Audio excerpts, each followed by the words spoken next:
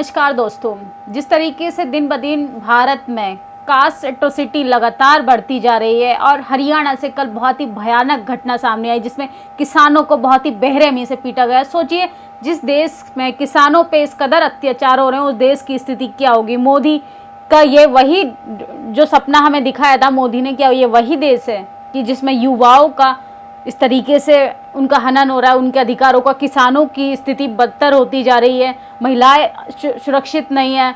अब चाहे यूपी हो और चाहे पूरा भारत की किसी भी राज्य की हम बात करें, जब से पिछले 6 साल से लगातार जो क्राइम को लगातार बढ़ावा दिया है, जिस तरीके से हमारी जीडीपी का स्तर लगातार गिर गया, लेकिन क्राइम के मामले में हम ऊंचाइयों को छू रहे हैं, भारत ऊंचाइयों को छू रहा है। पिछले 6 साल से हम जिस सरकार को अपने सर पे चढ़ाकर बैठे हैं, ना ये युवाओं के लिए कुछ कर रही है, ना ये किसानों की सरकार है, ना ओबीसी समाज की और ना ही बहुजन समाज की सरकार है। आखिर इस सरकार को हमने रखा किस लिए? ना ही ये मुसलमानों के हित में कोई काम करती है, ये सिर्फ अंबानी अडानी के लिए बनी है। जी हाँ, ये सिर्फ अंबानी अडानी के लिए ही। उन्होंने बात तो की थी सीता के ऊपर, लेकिन वो तो किसी नीता के हस्बैंड के लिए काम कर रहे हैं मोदी जी। उनकी पॉलिसी और आइडियोलॉजी को समझिए कि किस तरीके से रेलवे को का निजीकरण कर दिया, हर एक चीज़ का निजीकरण कर दिया। अगर पूरे बहुजन समाज को जिस तरीके से उन्होंने कैंडल मार्च निकाला मोदी जी के अगेंस्ट में, क्या किसी को कॉल लेटर आया जॉब का? रोजगार किसी को मिला? आप अपने अधिकारों के लिए सड़कों पे जब तक नहीं आएंगे तो आपको नौकरियां नहीं मिलेंगी, आपको आपके अधिकार नहीं मिलेंगे।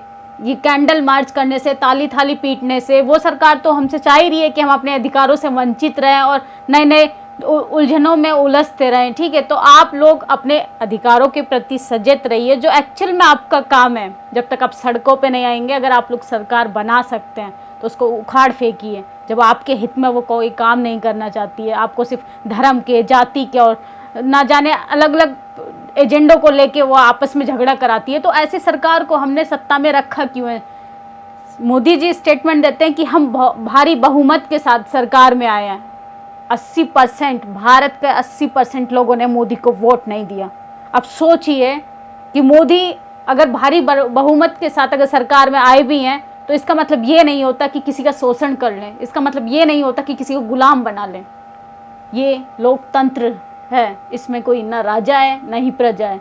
यहाँ पे जनता और अपने राइट्स को लेके बात करेगी और सरकार को सुनना पड़ेगा।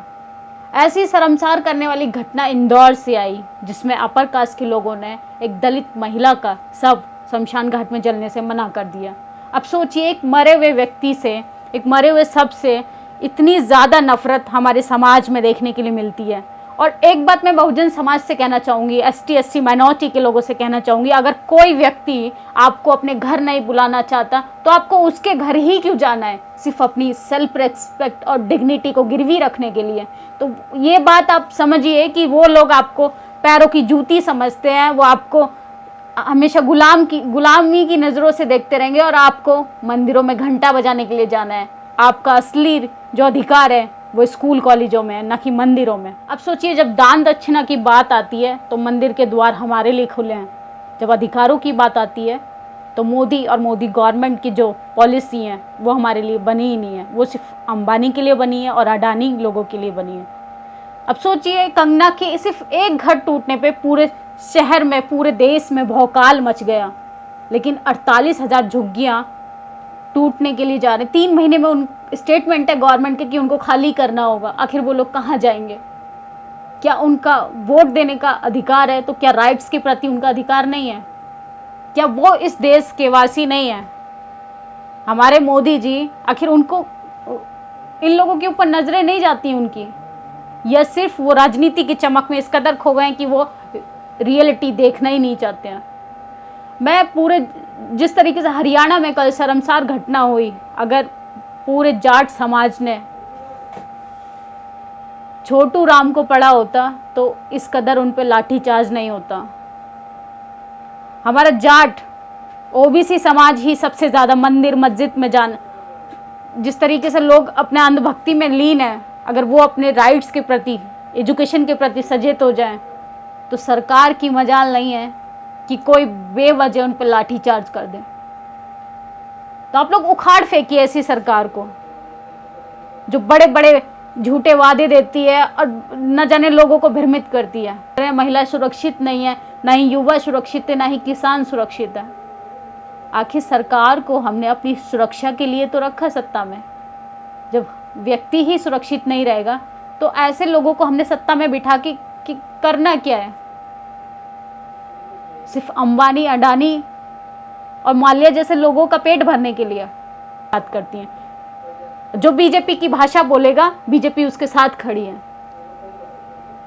उसे कोई मतलब नहीं है अधिकारों से, सच्चाई से और लोगों की सहानुभूति के प्रति उसके मन में कोई जगह नहीं है। आप लगातार लड़ते रहिए आपस में। जब जाटों पे हमला होता है तो मुसलमान खुश होते हैं, मुसलमानों पे झगड़ा होता है तो दलित खुश होते हैं। जब तक आप एक साथ एकजुट होकर अपनी लड़ाई नहीं लड़ोगे सरकार के खिलाफ, तो सरकार आपको ऐसे ही लगातार लड़वाती रहेगी और आपके अधिकारों का हनन करती रहेगी। और आप वो दिन दूर नहीं है, अभी तो आपके अधिकार छीने गए हैं आपसे। आपको आपके घरों से निकाल कर पीटा जाएगा। मोदी का नाम जपना शुरू नहीं किया या अपने अधिकारों के प्रति लड़ना शुरू नहीं किया, या तो आपको जान से हाथ धोना पड़ेगा, तो एकदम जानवर से भी बदतर जिंदगी जीनी पड़ेगी। इसीलिए आप लोग अपने अधिकारों के प्रति सचेत रहिए और सड़कों पे आना होगा। या मुसलमान के पिटने पे दलित खुश हो रहा है या दलित के पिटने पे जाट खुश हो रहे हैं, इससे इक्वालिटी नहीं आएगी। अभी तो सिर्फ लाठी चार्ज हुआ है। आपकी ज़मीनों को भी हड़पा जाएगा, आपकी बहन बेटियों के साथ बलात्कार खुलेआम होगा। चीज़ें इतनी भयावह हो जाएगी कि कंट्रोल नहीं होंगी। इसलिए समय रहते आप सचेत रहिए, आवाज़ उठाइए। आप लोगों की क्या प्रतिक्रिया, अपनी राय जरूर दें। धन्यवाद। नेशनल दस्तक को बचाने के लिए बहुत जरूरी है कि हर खबर को शेयर करें, लाइक करें, कमेंट जरूर करें।